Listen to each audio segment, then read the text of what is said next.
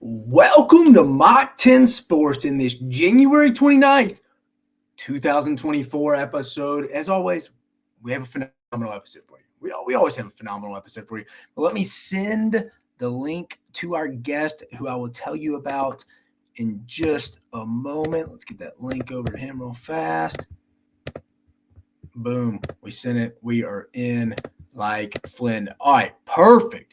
Glad you have joined us here on Mach 10 Sports. Again, fantastic episode. You can tell I brought it. We got a new pin here. Some of my favorite pins in the world. I know it's a little off topic here, but these multicolor ones, the different colors. Like when I worked college football, I always like to have these so I could separate my notes kind of by section, by color coded, really. So got a new pin. We're ready to rock and roll here on this Monday episode.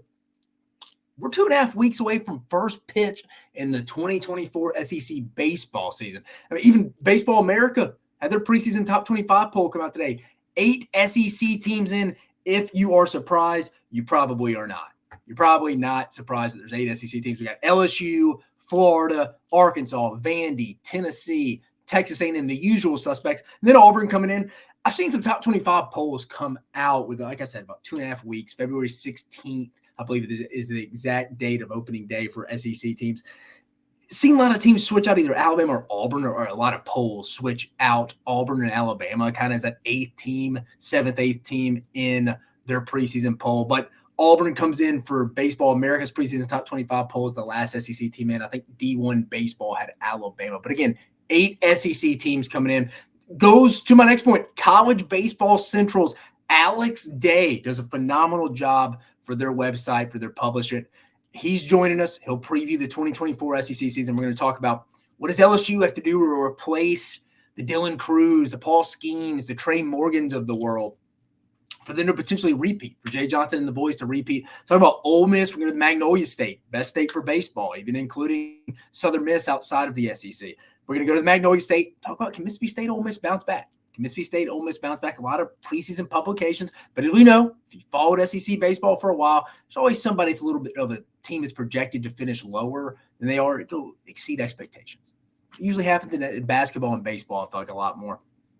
But we'll talk about but we'll also talk about some other things like Florida, Jack Caglianone. Do we see anyone else kind of taking that reign as potential SEC player of the year? That's the first baseman for Florida, also their Sunday pitcher. It's got real good stuff. Just has to get it under command. So we're going to talk some SEC baseball here for you SEC fans out there. So stick with us. We'll get Alex on around 8:30, so about 25 minutes away.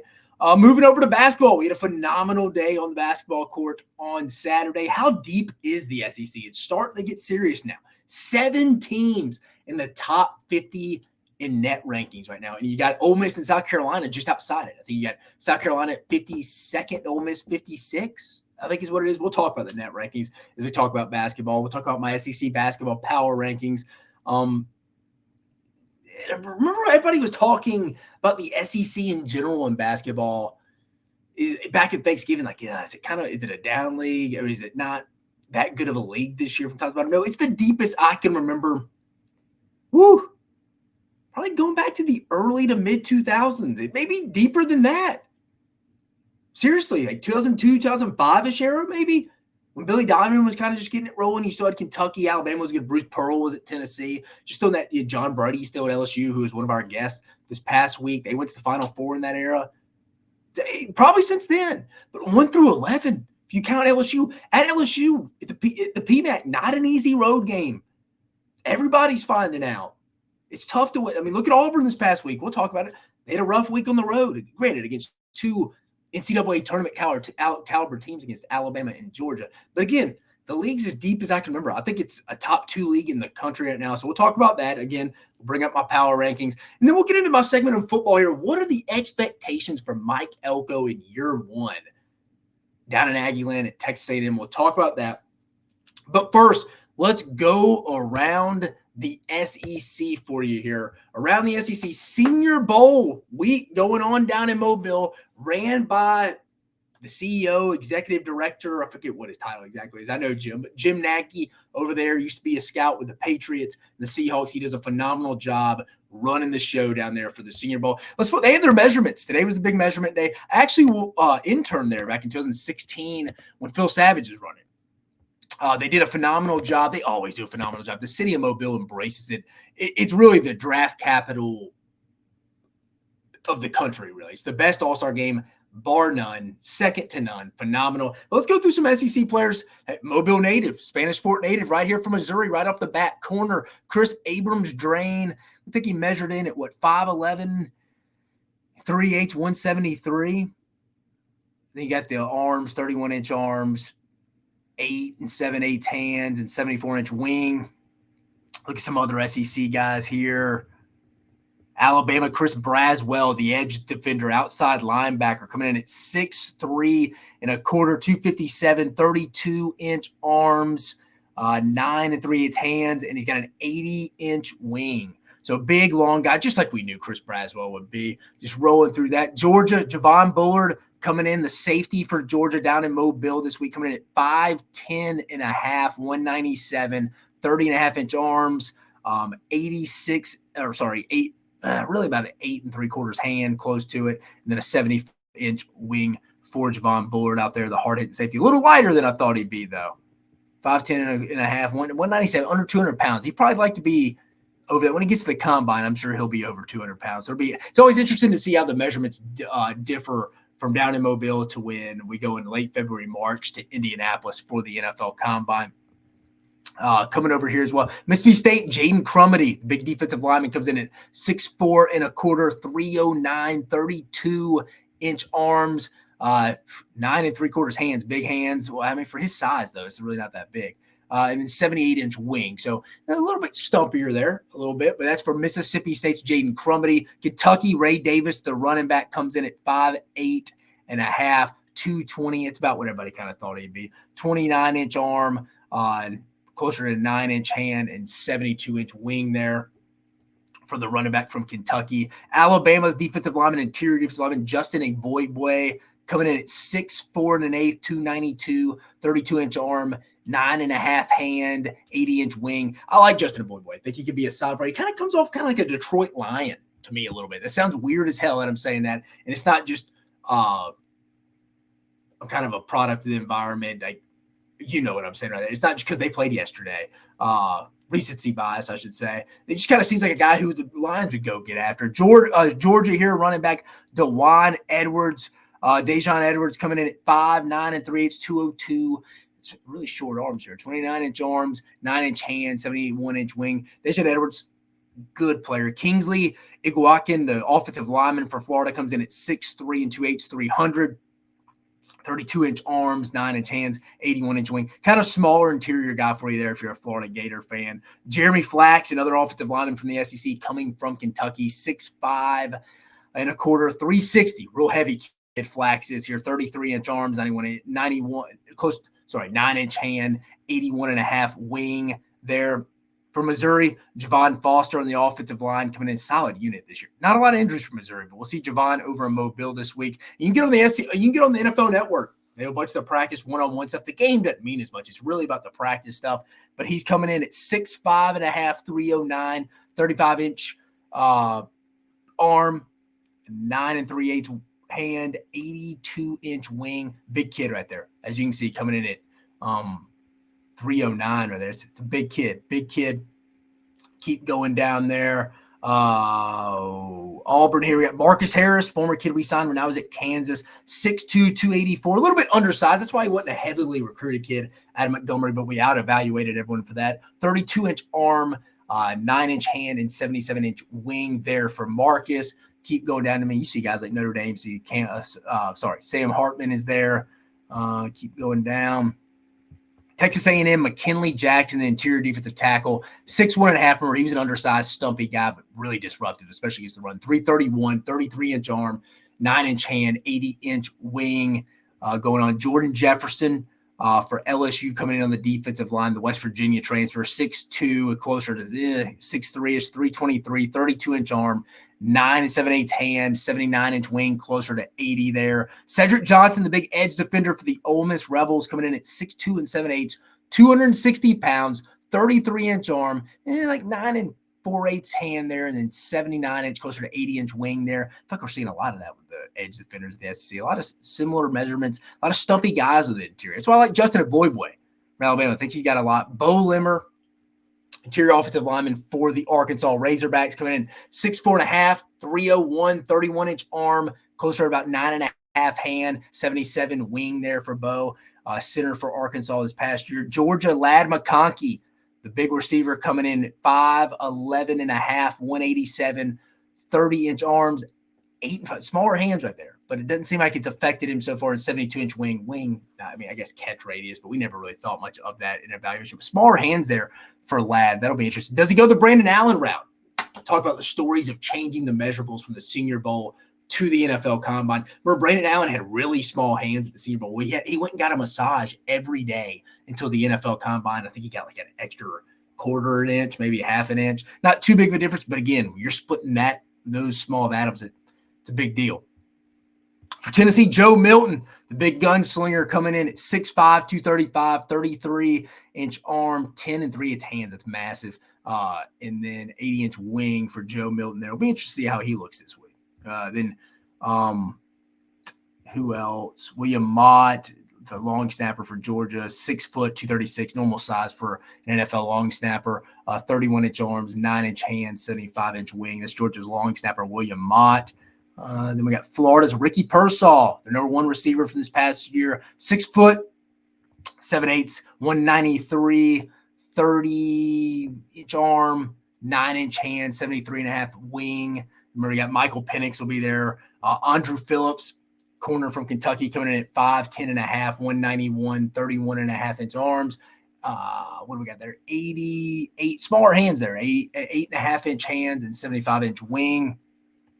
Auburn's Nehemiah Pritchett, one of their better guys in the secondary for the Auburn Tigers there, coming in at 6 foot, dang near on the spot, 188, 31.5, 8-inch, 74.5. So I love these numbers. It may bore some people out there, but I always love looking at it. Spencer Rattler coming in at 6 foot, almost on the dot, 219, 31.5 arm, 9-inch hand, 74.5 wing. Really, at quarterback, you're looking for the height, weight, and the hand there. Alabama, Will Reichard, 6'5", 191. Missouri, Darius Robinson. I really liked him this year. Defensive lineman, 6'5" on the dot, 286. Closer to 34.5 wing, 10-inch hand, 84.5 right there. Let's see. Marcus Rosemy-Jack Saint from Georgia, big receiver right there, 6'1", 205, 33-inch arms, 9 7/8 hand. What do we got there? 78. If I'm looking there, it's closer. 78 wing. Cody Schrader, one of the better running backs, led the SEC in rushing, 5'8", 207, 28-inch arms, 9 2/8 hand, 68-inch and a half. That's hand's really small. It's got to be a mismeasurement, right? Jalen Simpson for Auburn coming in at 5'11.5", 178. Aniyah Smith, 5'9", 191. About right. It'd be interesting to see what he'll run at the combine. Tyke Smith, corner from Georgia. Sorry, I'm going over the arm, hand, and wingspan. Tyke Smith, a little undersized. We knew that, though. 5'9", 206. Keep going down here. It's Vondre Sweat, who I liked at Texas a lot. 6'4". Didn't weigh in. For LSU, Charles Turner, the offensive lineman, 6'3.5", 300. Kentucky, Trevin Wallace coming in inside backer, 6'1 2/8, 244. Nathaniel Watson from Mississippi State, 6'2 1, 244. That's really it. That's it across the board right there, guys. Just going over some Senior Bowl numbers for you right there. I eat that stuff up. Just on personnel, guys. Just wanted to go over it. Sorry if I bored you here for a minute. Also wanted to share what is going on in Auburn's athletics department right now with their two leaders, faces of the athletics department right there. Especially starting off this with Hugh Freeze's tweet. Setting the standard in year one. Here's what the tweet says. 1 year, highest ranked first-year recruiting class among active SEC coaches. Hugh Freeze in the 2024 class at 8. First of all, this isn't right because Georgia did it. Kirby's first class for 2017, I believe it finished 3rd. So this is wrong. But again, I don't like this stuff. And this is just a Dave thing. This is just a Dave Mach 10 Sports thing. I get it. You underachieved your first year, finished with a losing record. You're doing well in recruiting. Got 2 of the top 3 receivers in the state, 2 of the top 5 receivers in the country. Auburn recruiting well. But again, this is stuff is what killed me. Just go out and win games. Cut out the promotion propaganda. This is like I'm nitpicking something like, hey, it's always like the Nick Saban stat Auburn fans used to say. He's never beaten an Auburn team with 9 or more wins. Well, he can't control really how many games Auburn wins out of the season. He was just focused on his Alabama teams. It's like nitpicky stats. Who cares about this stat? And I guess there's some Auburn fans eating it up, but they're getting destroyed on social media. I mean, it says 1 year, highest ranked first-year recruiting class among active SEC coaches. Hugh Freeze coming in 2020 in the 2024 class, 8th. I don't know. I just that rubbed me the wrong way. It's just you're reaching. You're reaching. And let's go to Bruce Pearl. Bruce comments on something I wouldn't. And I like Bruce Pearl. I like Bruce Pearl a ton. I think he's a great basketball coach. He's done a phenomenal job at Auburn, resurrecting that program. Really since 2019, doing a good job with them. And even go back to 2018. See, here it is. So Justin Ferguson, I think he's a beat writer for Georgia for Auburn, tweets all Auburn's metrics after their loss at Mississippi State on Saturday. They're still fine. T rank 3, Evan Mia 5, BPI 6, Kim Pom 7, and Net 9. Auburn's fine. No one's saying that. But the head basketball coach at Auburn quote tweets it and says, "Hey, Auburn family, we're not happy at all with losing 2 on the road this week, but we lost to 2 very good teams. We were competitive in both and didn't shoot well in either. We'll continue to work, play hard, and compete. We care, and we appreciate your passion, War Eagle." Why even address that? They aren't 2 bad losses. At Alabama and at Mississippi State, those are 2 tournament teams. Alabama's going to probably be a top 5 team in the NCAA tournament, top 5 seed team, so a top 25 team at the end of the year. It's like sometimes these coaches on social media get the best of them, and you really care about what people are thinking. Maybe I'm overlooking the Bruce Pearl thing, but it's just kind of interesting. Both of Auburn's kind of faces of their athletics department, Bruce Pearl and Hugh Freeze, both on the same day kind of tweeting stuff that's irrelevant. Who cares? Go take care of your own business, guys. Auburn, you're fine. I still think you have the best depth in the league. Question a little guard play. We'll talk a little basketball. Just thought I'd bring that up. Interesting from that perspective. Wanted to bring that up. In Florida, hires Joe Houston from the New England Patriots to be its special teams coach, special teams coordinator. No more game-changing position that Billy Napier used to call. I forgot who he hired for that job, but that's what he called the special teams role. Is no more quote-unquote game-changer position that really matter anymore. Now he's just – special teams weren't great for Florida last year. We remember the substitution issue. They had game week 1 against Utah last year. It kind of gave Utah all the momentum back.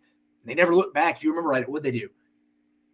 They muff a punt, and all Florida recovered it, and Florida had 2 illegal substitutions. It was something like that. Game-changing play. Utah scored right after it. Can't happen. Well, they're trying to fix it. But now he's just the special teams coordinator. Probably a pretty solid hire for Billy Napier and the boys. But that is around the SEC. I'm going to jump ahead. Before we get into basketball, before we get Alex on in about 12 minutes, I'm going to go right into our football feature here. I'm going to go right into our football feature here on what the expectations should be for Mike Elko in year 1. 1 second. Let me tweet it out, and we will get right to it. Let me get it out right here.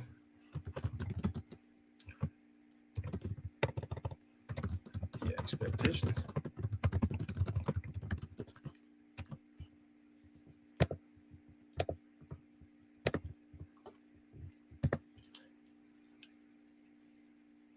Here we go. All right, let's get to it. All right, first, what should expectations be for Mike Elko in year 1 in College Station? I mean, seriously, what should it be? I think there's plenty to like. He's the new man in College Station after a successful 2-year stint at Duke, where he went 16-9 with 2 bowl appearances. Now, the talent isn't bare. They obviously recruited well under Jimbo. And in that first portal window in December, Mike Elko and his squad and his staff that he put together and some of his personnel recruiting staff brought in some winnable plus guys out of the portal during the December signing day period. And when I say winnable plus, winnable are guys that you can win with, but you don't win because of them. Winnable plus are multi-year starters that you're winning because of them. Now, elite, rare, on that scale, it's on a totally different scale there. But I just wanted to set the tone on what winnable plus was. And they have at all different levels. We'll talk about that. They've brought in some of those guys from the transfer portal. But Texas A&M isn't waiting around to use this as a rebuilding year, as you often hear in new head coaches saying in their early tenures. They brought in 22 portal additions so far, and we still have a spring cycle, just rolling through them real fast. Kansas State corner Will Lee, Youngstown State linebacker Alex Howard, Louisiana Tech wide receiver Cyrus Allen, Central Michigan's Trey Jones, or safety Trey Jones, Purdue's tight end Garrett Miller, Vanderbilt safety to Ricky Wright, who could probably move down and provide some depth inside the box. Bigger kid struggles to cover. Georgia kicker. I mean, in all positions here, A&M's bringing some guys.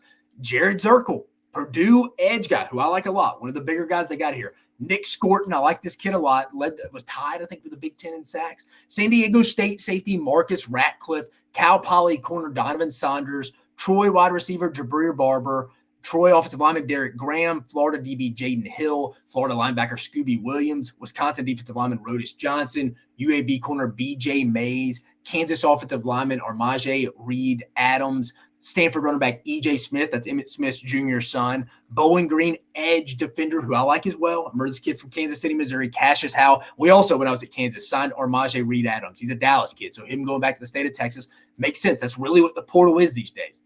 Florida Atlantic offensive lineman Dorian Hinton, Fresno State tight end Trey Watson, and Alabama corner, who was a true freshman this last year, Des Ricks. It's 22 kids they brought in. That's 8. You can see their attack. You can see by the numbers where they're attacking and what they're going to want to do from a scheme standpoint. 8 DBs, 5 linebackers, if you're including edge players like Scorton, and you're including guys like my guy, Cassius Howe also. So you're including those guys. And then if you include Ricky Wright, you might as well throw him in there. Like I said, he's kind of a bigger safety. Would probably fit a bit better down in the box. And they added 2 tight ends. So, I mean, with Colin Klein, their new OC coming over from Kansas State, who we'll mention in just a minute. They're trying to fix that issue there. Because I think who they only have on that depth chart, Donovan Green, I think, is the only other kids. They got to bring in some guys, and they brought in 2 transfers and then 3 offensive linemen from depth. I think they like the starting 5, but you need depth because, as we know on the show, we talk about it all the time. Inevitably, injuries are going to happen. Like I said, they brought in some proven guys. You heard some of the lists of some of these schools from the lower level, like Alex Howard from Youngstown State. They brought in some guys from proven Power 4 teams. I'm not saying Power 5 anymore because the Pac-12 is gone, but some guys from proven Power 4 teams like Nick Scourton from Purdue, Will Lee at Kansas State. And then I said guys like Cassius Howe, tied for the most sacks in the Mach at Bowling Green. And then some younger, talented guys like Des Ricks, who came over from Alabama, was a highly recruited corner in the 2023 class. So a lot of additions, and I'm sure they will get through their first 15 spring practices together under Mike Elko and reevaluate the roster and get back into the portal market when the spring window opens. That's what I'm assuming they're going to do. Now, I worked at Texas A&M in 2018 under Jimbo Fisher, so that was Mike Elko's first year defense coordinator. So I've been with Mike Elko during a transition, so I'm very familiar with him. Smart, organized, detailed guy that has a plan. Ivy League education, smart, educated guy. But I've always thought relatability, and I would tell him this to his face, relatability will be an issue, in my opinion, here. Relatability. Very similar to Lane Kiffin's kind of portal approach and personality, but differently. Like Mike Elko is not going to be tweeting, attacking other programs, not attacking, just trolling other programs like that. But they both don't like the long-term relationship goal of recruiting the high school kid. It makes them a little uncomfortable. They don't like to maintain. And it is. It's like maintaining a car. You got to every day, hey, buddy, you good? Like, come on, I'm hearing some stuff, especially if he's an out-of-state kid. The relationship side of it to the portal is not as long. It's more transactional. So he doesn't have to play the long game. He doesn't have to. Very transactional process I mentioned, which is great in today's time.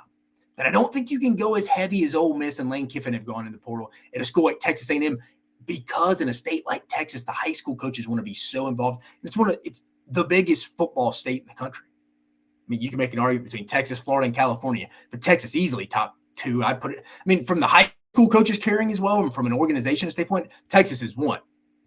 Now, I'm not saying Mike Elko's implementing that strategy, but it seems like they will use their salary pool on proven players from, as I proved it, all levels, Power 4, FCS. They're going to retain. They're going to use it as retention. They're going to try to out-evaluate people through the high school ranks, because I don't think they want to, from talking to some people over there, they don't want to use a lot of money on some unproven high school kids. So that's where I'm kind of feeling A&M is. But to this season specifically, I wanted to go over a few things I like about Texas A&M, as well to bring up some concerns I have with the Ags heading into the 2024 season as of today. Things I like. Mike Elko has some familiarity to this program from his time being the DC from 2018 to 2021.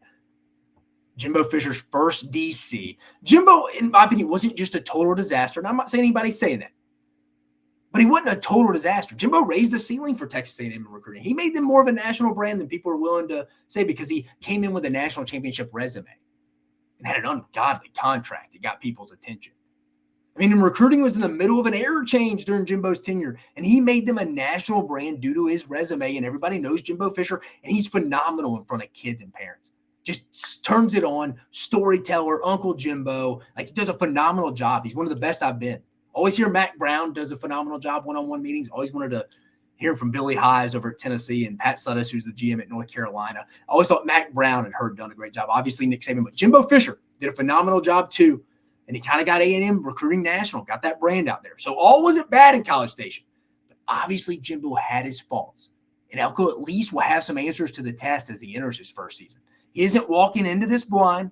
Now, he's somewhat of an introvert, but he talks to quite a few people, more than you would think, in the media. And he's talked to quite a few of the big wigs, big people at Texas A&M, the big money people, while he was the defensive coordinator down there. So he's already got a head start on that. He knows who to go. He knows the lay of the land, who to go talk to. So there's familiarity with the people around the program and specifically that roster because he recruited a lot of those guys. He's only gone 2 seasons. And then he got his feet wet as a head coach. And I keep saying it, but the Aggies, relatively speaking, have a manageable schedule this year. They have a relatively manageable schedule this year. Let's pull up the schedule for Texas A&M right now.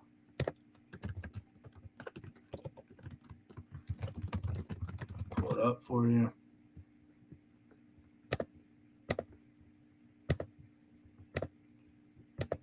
Pull it up, and here we go. I mean, comparatively, hear me out now. This is an SEC schedule. So relative. Open up with Notre Dame. A lot of toss-ups here.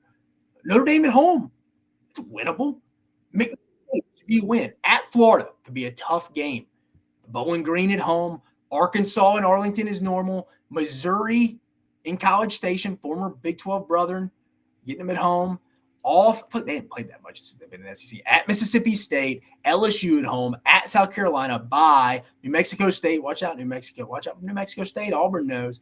And then at Auburn and Texas at home. At Auburn and Texas, I have a hard time seeing them win both those games. It's kind of not a trap, but total look ahead again.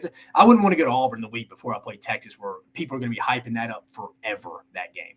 But it's a very manageable schedule. I mean, I don't see any for sure losses except really right now, except Texas.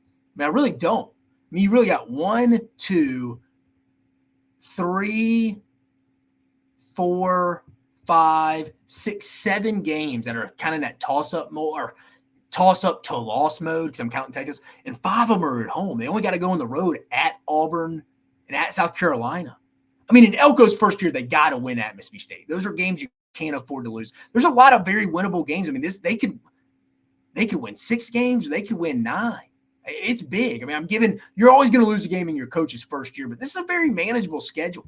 If I'm a Texas A&M fan, it really is. That's why I think the over/under will be something like 7.5. It wouldn't shock me if that's over 7.5. But just some concerns to wrap this up. How does Connor Wigman fit into Colin Klein's scheme? I mean, Klein's offense differs from that of Fisher's, obviously. The Wildcats ran more multiple formations, primarily relied on mobility from the quarterback position, which was either Adrian Martinez or Will Howard or Skylar Thompson, and now Avery Johnson, who's taken over. It was a run-heavy offense during Kleinman's tenure in Manhattan. I mean, Klein led the offense to back-to-back top 40 scoring offenses and top 15 rushing totals. Last season, the Wildcats averaged over 445 yards and 37.8 points per game. Now, as we all know, the best coaches tweak their core system to their personnel. The best do. They're not just stuck in this system. And at K-State, they had Deuce Vaughn for a lot of Colin Klein's time at running back. So I would have given it to him as well. And then Will Howard fit the system perfectly. He's taken his talents to USC, probably to get a little bit more developed, honed in as a passer, because he kind of was what he was. Stay ahead of the chains. Let's make some plays on third down. And then let's be honest. Kansas State was never, from a roster standpoint, going to be able to recruit high-end wide receivers. So I get it. Colin Klein this will be the most talented wide receiver group he's had at his disposal this year as a coordinator. And it's an okay room. Like the Noah Thomases of the world, they're okay. And Jemai Walker and guys like that, they're fine. This will be the best room he's had. Now, Klein will also have some ideas from guys like co-OC, wide receiver coach Holloman Wiggins, offensive line coach Adam Cushing, and then who's been around Kevin Johns, who finished runner-up for the Iowa job. So a lot of ideas around there. I'm sure they'll tweak it. But I'm really concerned about Connor Weidman fitting into that. That's a concern of mine. And then I'm not overly sold on defensive coordinator Jay Bateman at that position. But I know Mike Elko will be involved, so the defense will be solid. No out-scheme teams, because that's what Mike Elko does. Expect a lot of simulated pressures and zone blitzes. Elko spoke in numerous clinics, very vocal and honest about his style. He admits, I'll concede some yards, very strategic in his play calling, and is even, like I said, willing to concede first downs if it's 2nd and 1. Nah, he's just going, hey, let's just give them the first down. They may take a shot here because you don't really know what an offense is going to do on 2nd and 1 because the whole playbook's open. And then from a personnel standpoint, it always concerns you when you bring in that many additions from the portal. 22 right now in the December signing period, and that's not even after 15 practices they're going to have in the spring. Reevaluate the roster, go from there. I would do the same thing. I'm just saying, especially in the first-year program with a lot of new coaches, with a lot of guys to be bringing in. How do you manage those egos? Because if stuff gets bad early, you have some losses. I mentioned there's a lot of 7 losable games. They get 5 of them at home, though. But if things start going bad, a lot of transfer portal guys are just going to drop that rope. It's just the day and time we're in. So live with the sword, die by the sword kind of deal. You got to have strong assistant coaches to manage those personalities in today's market, especially when you go that portal heavy right now. 22 transfer portal additions, and we aren't even through spring yet. But with that being said, what is a realistic expectation for Texas A&M in 2024? Yeah, I'd say 8 wins. 8 wins, and then finally, before we wrap this up, does it look like they're prepared every week? There were times the lack of attention to detail within Jimbo Fisher's program. I mean, I worked in it. Would rear its ugly head on Saturday. Internally, people are like, not shocking. We saw that all day, all 7 days or 7 days of the week. But the fans wouldn't. I mean, look, you're going to lose football games at this level, especially high-end SEC football. A realistic fan can understand that. But committing a bunch of penalties, looking completely unprepared, especially in road games, then trying to fix square pegs into round holes consistently, that wears on people. It wears on people. Wins be damned. A&M fans will appreciate a well-prepared, organized team on a weekly basis, even if they don't come out on top in every game this upcoming fall. Getting 8 wins will satisfy this fan base, in my opinion. But even if they just miss that mark and just get to 7 and look prepared for the first time in 3 seasons, I think that'll go a long way for the A&M faithful, as they'll have the genuine optimism heading into someone's tenure for the first time really since 2020 and coming off that Orange Bowl year with Jimbo Fisher, where he quote-unquote said, we ain't done yet. But they were done. They were done after that COVID year. But again, I think Mike Elko and them have a very manageable SEC schedule relatively. I think 8 wins would get it done. But the key is, how does it look? How does it look? Do they look organized? Do they look like they have a plan? Do we look like the future's bright? Because, hey, we don't really let the small things go. We're an attention to detail organization. So just wanted to cover that. Expectations year 1 for Mike Elko. But moving on, we got Alex is joined us here. He is, let's see. Alex, we got you on, big dog. What's going on? Hey, Dave, doing good. I can't really hear you at all. Can you hear me? Alex? Alex, can you hear me?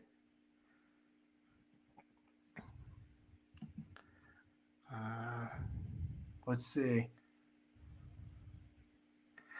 Yeah, I apologize. I can't hear you, Dave. I can hear you. Let's see.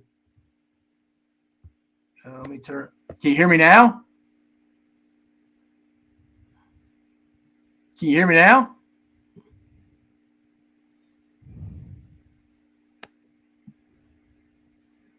Nothing. Let's see. Let me resend the link real fast. So let's get you on. 1 sec.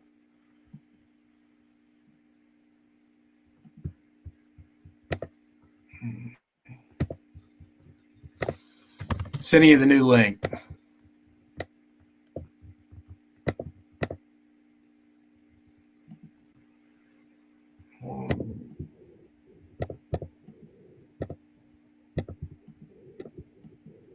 Anything yet? Can you hear me? Can't hear you, man. Apologize. No, you're good, brother. Let's see if we can send it again. Just a problem we'll figure out. All right, I sent over the new link. Let's see. I'll text you.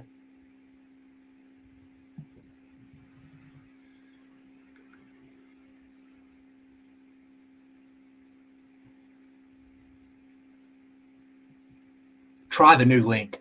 Let's see. I just DM'd you. Yeah, I got you. I'll switch over to the new link.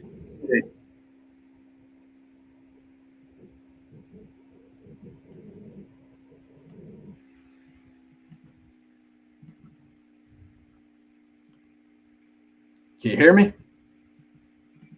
Try the new link. Let's see. I just DM'd you.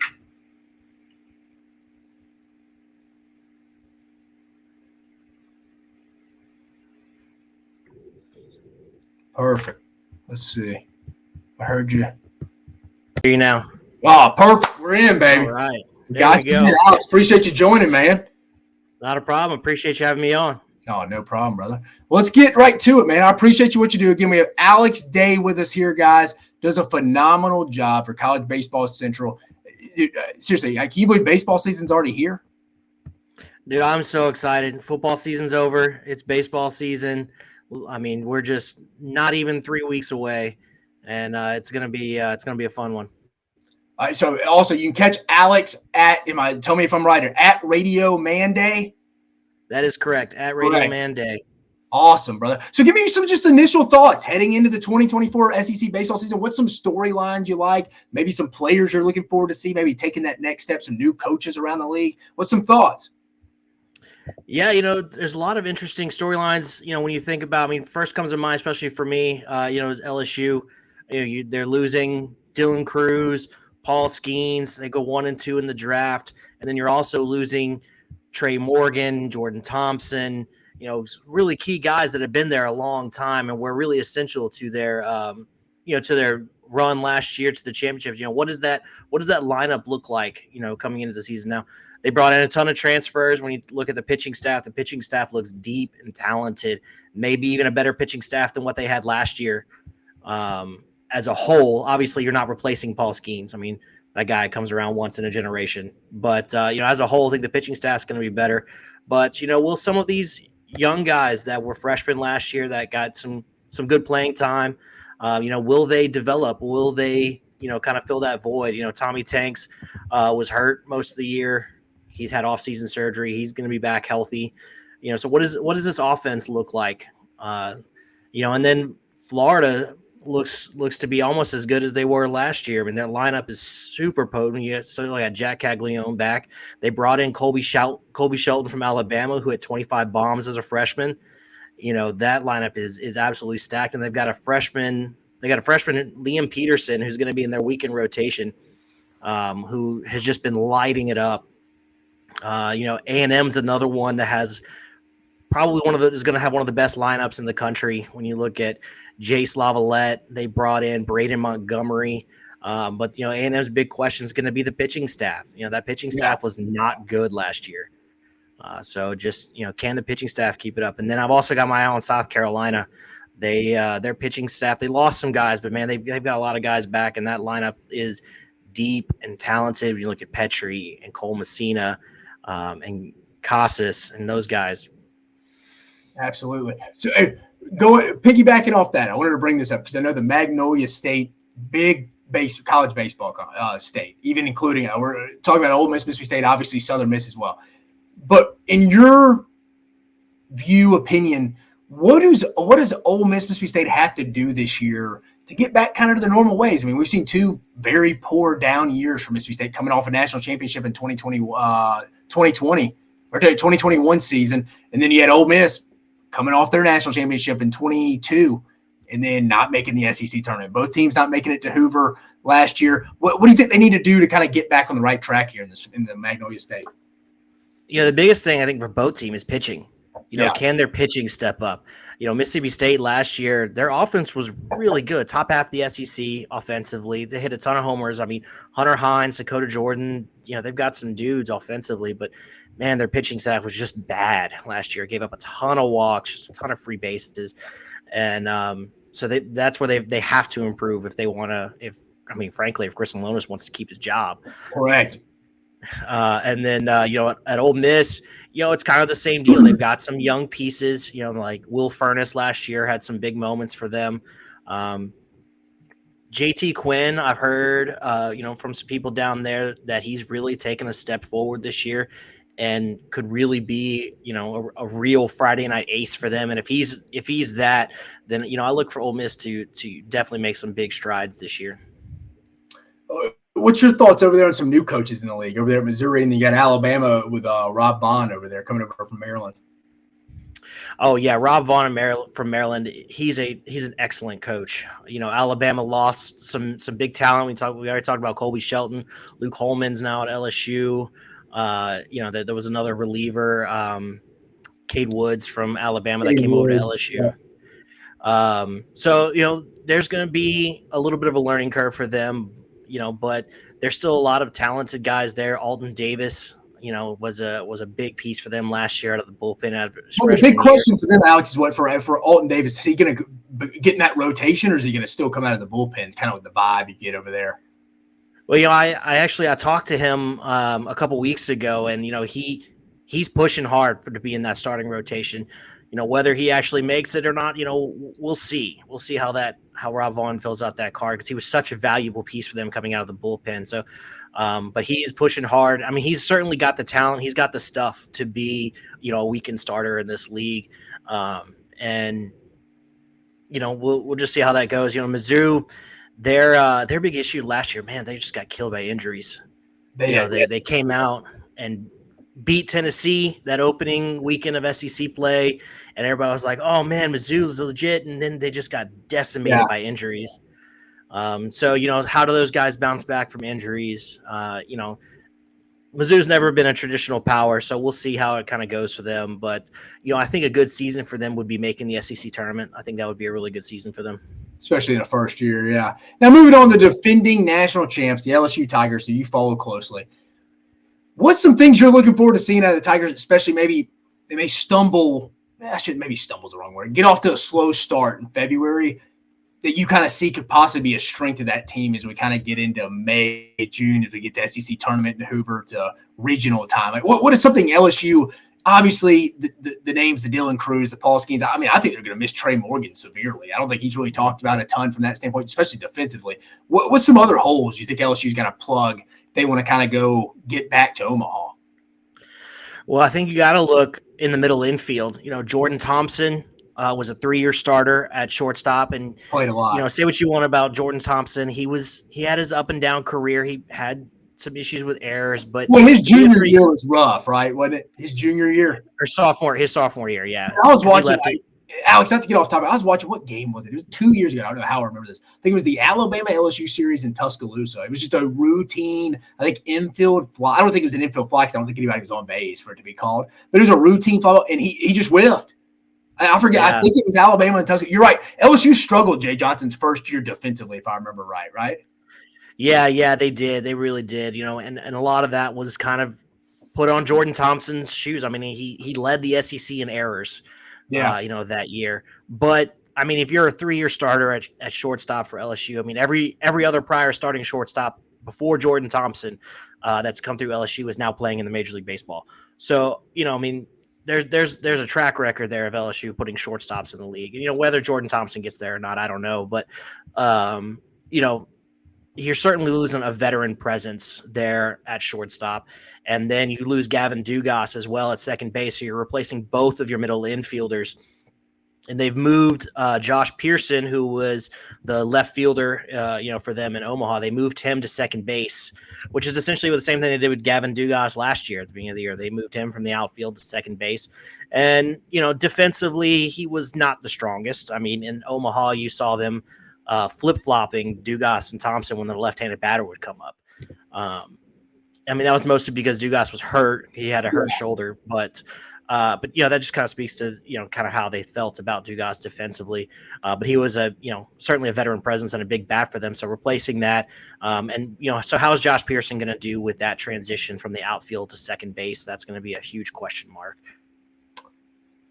Again, Alex Day, College Baseball Central contributor for us. Give him a follow at Ryan Manday. 2 more questions for you, Alex. Again, I appreciate you joining us, taking the time with us. I'm going to put you on the spot here. Who do you like, I mean, in all honesty here, to win this league as we stand a couple weeks out? I know, obviously, baseball is a sport you get better as the year goes on, but as we get into the SEC play, the 30 games they play, the 10 series, who do you like to ultimately come out on top in the regular season?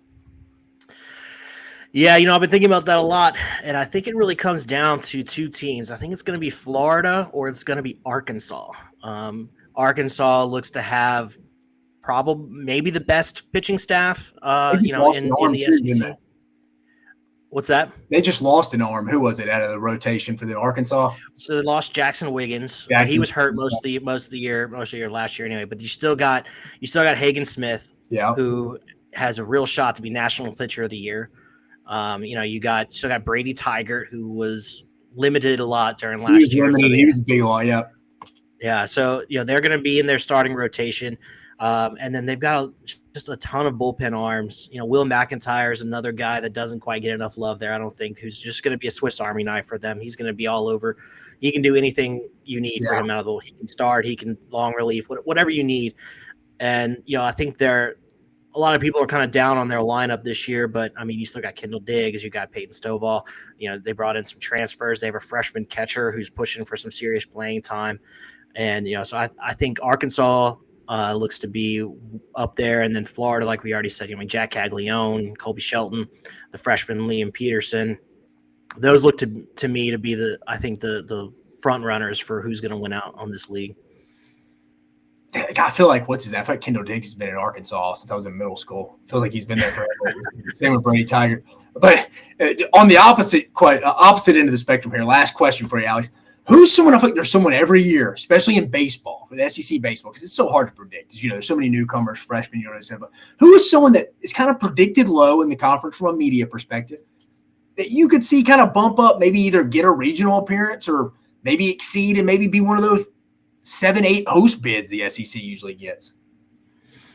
Yeah, I think I think Auburn's the biggest candidate for that. They got Ike Irish coming back, and so they've still got a lot of talent on that pitching staff and on their position player side. So I think Auburn, and I mean maybe Alabama could be another one that maybe could surprise some people. If Rob Vaughn gets it together, maybe like you said, whether they're later in the season, they're playing better than they are earlier in the season. That maybe Ben Haas staying healthy for them is key.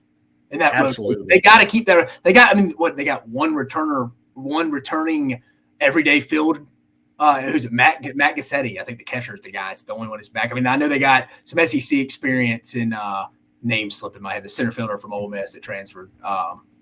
What's his name? TJ McCants. TJ McCants. Yeah. So he'll be transferred over there. But I think Alabama's rotation, if they stay healthy, I think could be one of the best in the league. But again, I think it's been a while since our guy Ben Hess has been healthy. It's been about 2 years for him to fully make that. But so you like Auburn, Alabama, one of those Yellowhammer State schools you think kind of fitting in there? Yeah, I think they've got a chance to kind of backdoor into the league and maybe get a steal a regional bid.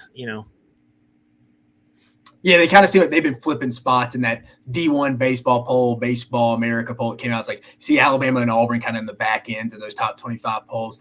So that will be interesting. But again, Alex, I appreciate you joining us, man. I know it was a little bit later of a start tonight, but I appreciate you joining us. Again, everybody, Alex Day from College Baseball Central. Give the man a follow. He does a phenomenal job at Radio Man Day. Like I mentioned, does a great job following college baseball, always talking to college baseball coaches, players, has great insight. We're 2.5 weeks out. What is it, February 16th for opening day there, Alex? Yeah, that's right, and it's going to be fun. I'm going to be up in Arlington to start the season, first weekend of the season. Watching the college baseball showdown, and that's going to be a great place to watch some baseball. Well, dude, I'm jealous of you, man. I'm jealous of you. Well, Alex, I appreciate you joining us, man. You have a phenomenal rest of your night. All right, you too, Dave. Appreciate you having me on. No problem at all. Thank you, brother. Thank you. Again, Alex Day from College Baseball Central does a phenomenal job. I think they do a really good job from that website. I mean, you hear about a lot of the D1 baseball, Baseball America, but College Baseball Central, they do a great job covering the sport. Really like what they're bringing. Just wanted to preview a little SEC baseball. It's probably from top to bottom. The SEC, it's crazy to say with football and now basketball coming up, but baseball's been the most consistent sport for a while now in the SEC. But now transitioning to the hardwood. Probably get through review these games a little quicker because it's already at the 50-minute hour for you. But just wanted to get to it.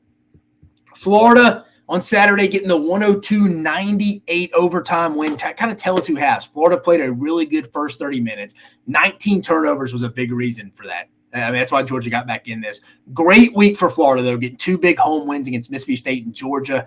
But they blew a 19-point lead and a 21-point lead to both teams to let them get back in it. Florida's got to start playing complete games.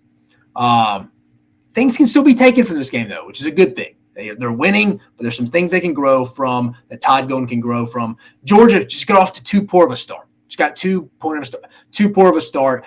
Exhausted a lot of energy coming back.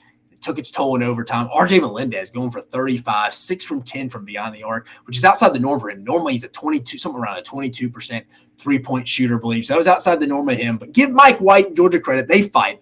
They're better. Rebounding on both ends of the floor for them will be something to keep an eye on. They're still fighting their tail off to get in the NCAA tournament. Georgia has a great opportunity on Wednesday to get a big quad one win when they host Alabama.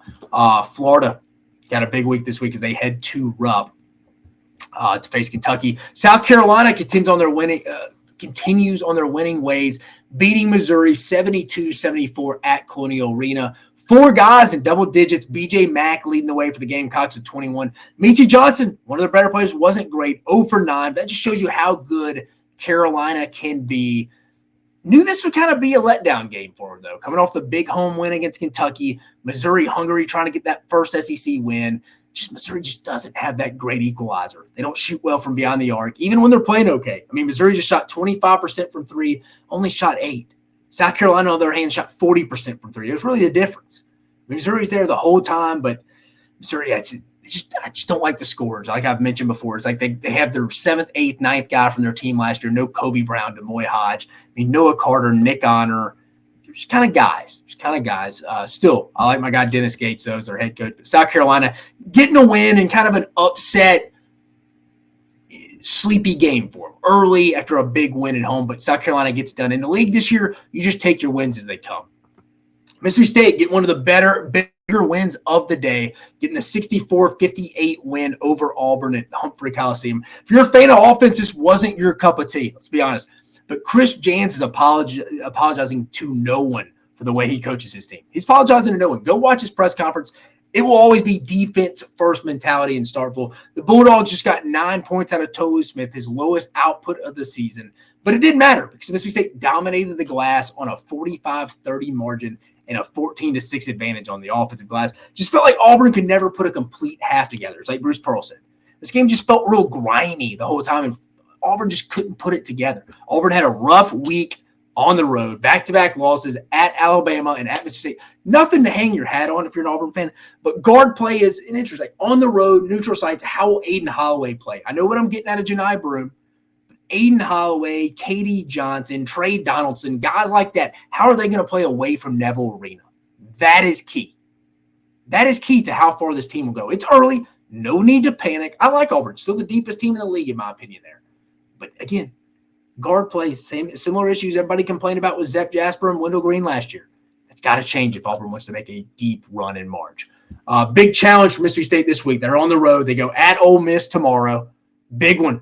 That's a big game for both Ole Miss and Mississippi State. Another opportunity for both teams to get a quad one win. And then Mississippi State heads to Tuscaloosa on Saturday night for their second matchup in 3 weeks against Alabama. But a big win for Mississippi State, probably one of the bigger winners of the weekend. Tennessee gets a 75-62 win over Vandy at Memorial Coliseum. Wasn't pretty, very 2019 game, but that was the year Vanderbilt didn't even win a conference game and took Tennessee's Sweet 16 team that lost to Purdue with Admiral Schofield and them down to the wire. So it sounds like Tennessee always gets Vanderbilt's best effort at Memorial. Doesn't sound like it. They do. But Dalton Connect, just unbelievable. Just unbelievable. Against Mississippi State, he went for 28, Georgia 36, Florida 39, against Alabama 25, and then Vanderbilt 32.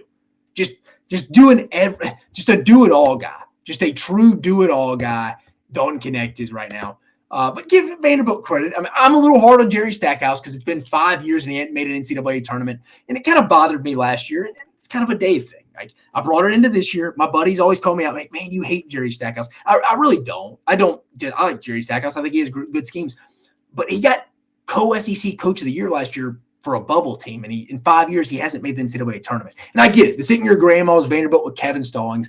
NIL, new era, tough to keep a roster, retention's hard. I get it. Come on, man. At some point, you got to make the NCAA tournament. Total sleeper game for Tennessee. They were down 7.5. I think they only got their lead, not first lead, but really controlled the game with about 12 minutes left in the second half. So Don't Connect decided to take over. Went a lot going for Tennessee.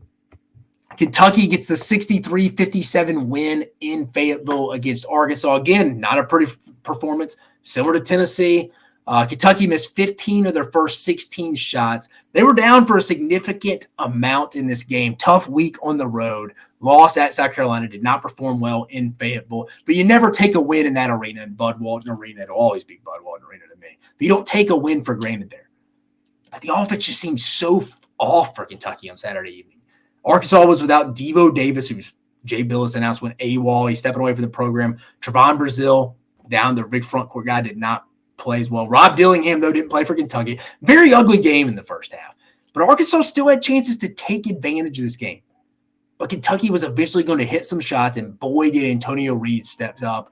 24 points on 9 of 20 shooting and 4 of 8 from beyond the arc. Whew.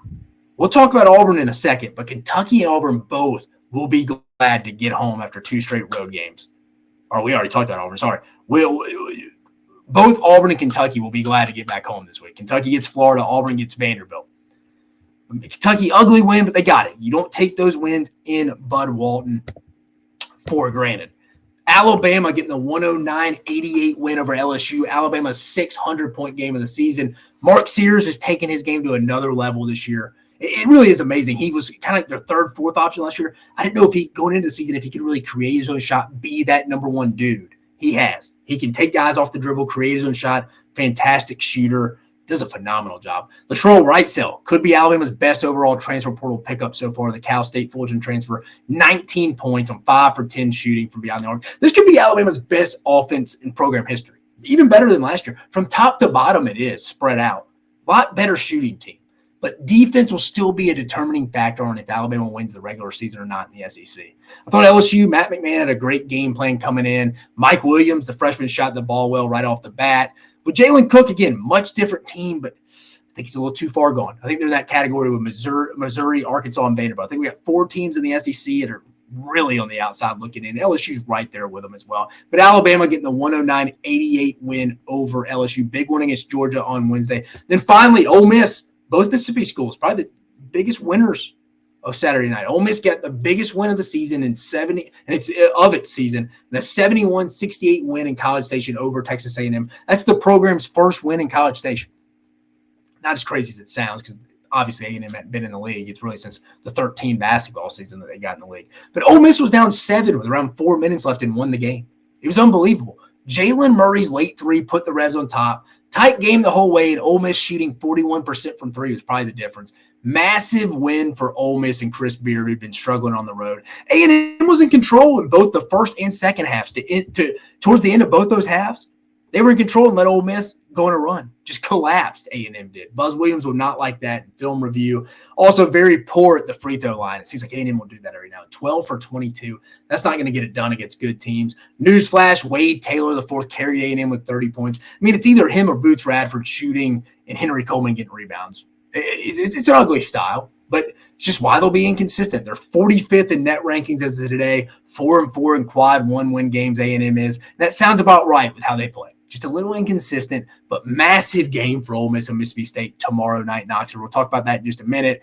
Net rankings heading into this week's action. Tennessee comes in at number 3, Alabama number 6, Auburn number 9, Kentucky number 22, Mississippi State 38th, Florida 39th, Texas A&M 45th. Remember, that's 7 SEC teams in the top 50 right there. Then you got South Carolina coming in at 52nd, Ole Miss 57th, so that's 9 in the top 60 right out there. Georgia 80th, still some work to do, but a big opportunity on Wednesday at home against Alabama. Like I mentioned, the bottom 4 teams on the outside looking in here. LSU coming in at 94th, Missouri 122nd, Arkansas 129th, which is, wow, crazy to say. Most disappointing team in college basketball, but there we go. And then Vanderbilt at 237.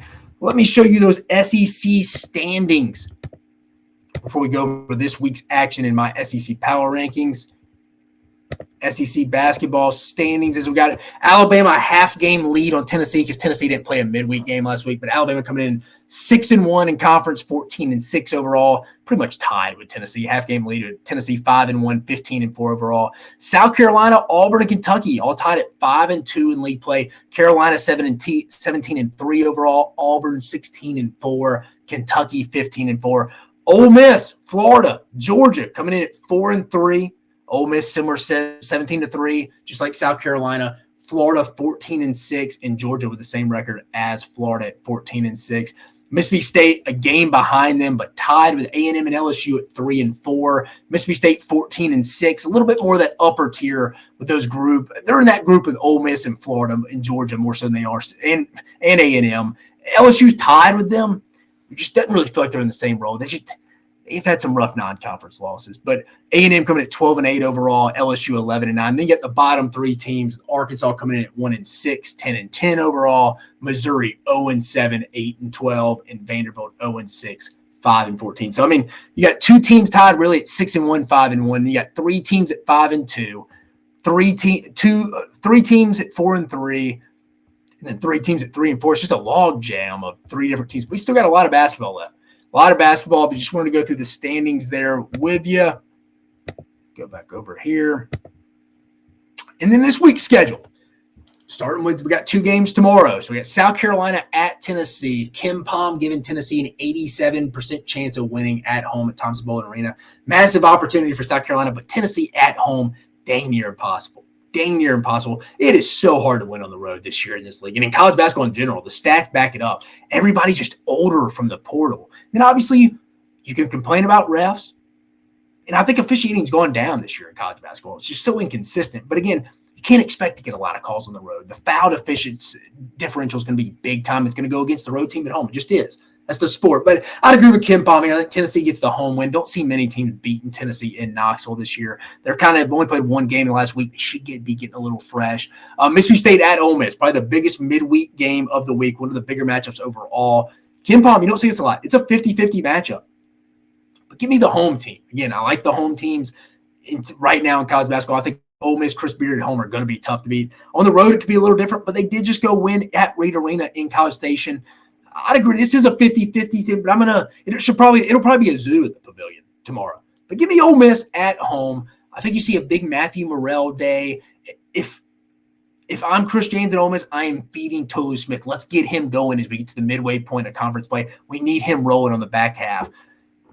Oh, Mississippi State has two of the best wins in the SEC right now: Auburn at home and Tennessee at home. Just be a fun matchup tomorrow. It's be a fun matchup, but I like Ole Miss in a 50-50 game. Going to Wednesday night's action, Alabama at Georgia. Kim Palm giving Alabama a 72% chance of winning. I like the matchup here. It's just on the road. I like the matchup for Alabama. Georgia goes a little bit smaller, less athletic lineup. Don't really rebound that well. It kind of fits into what Alabama wants to do. If Alabama can just defend the initial shot well against Georgia, who has really good shooters, Abdur-Rahim, and then you got RJ Melendez, all shoot the ball really well. And then the true freshman Silas Demery does as well. If Alabama can rebound, defend the first shot, I like them here. It's just on the road. It's going to be tough. Like, it's probably a desperate Georgia team. How do they kind of come into this after a big comeback but losing in overtime at Florida over the weekend? Give me Alabama in a close one. I wouldn't have said that last week. I thought this may be a game Alabama lost. But, man, if Alabama goes 2-0 this week, getting at Georgia and Mississippi State at home, that would be massive for their chance to go win the SEC regular season. Remember, if you want to go compete for the SEC regular season, I talked about Tennessee being a tough team to beat at home this year. You got to hold serve at home. Maybe lose one game. No way anymore. That's why I think Auburn's still in this. They're not going to lose many home games this year. And then Florida at Kentucky. I think this is the second best midweek matchup. Kentucky with a 68% chance to win. Kentucky with a big week this week. Florida and Tennessee. I like Kentucky here at home. Florida's a different team on the road, but man, Kentucky opened up conference play at the O'Connell Center, or not the O'Connor, so whatever they call it now over there. It's always the O-Dome to me in Florida, but opened up conference play with a win at Florida this year. Florida's going to be coming back looking for revenge, but I like Kentucky at home. They haven't played great the past 2 weeks, but they're back in their home confines at Rupp Arena. Give me Kentucky here. Maybe even big. Expect Rob Dillingham back, but I like Kentucky big here. It's one of my bold statements there. So I've agreed with Kim Palm across the board here so far, except 50-50, but I'm going with the home team at Ole Miss. Arkansas at Missouri. Missouri with a 62% chance of winning this game. Give me Arkansas here. I think they're just due to get a win. I know it's on the road. They're not playing well. They really have nothing going for them. This is not really a studied pick. I just don't really like Missouri right now. And maybe I'm wrong and going against picking Arkansas at all. And I've been riding the Must bus has flat tires more than anybody. But I think weirdly enough, maybe the Kentucky game close gives them some kind of confidence. I don't know. I just feel that Arkansas gets a win here. Just a feel. I'm going to disagree with Kim Pom here. They have, again, Missouri with a 62% chance of winning this one.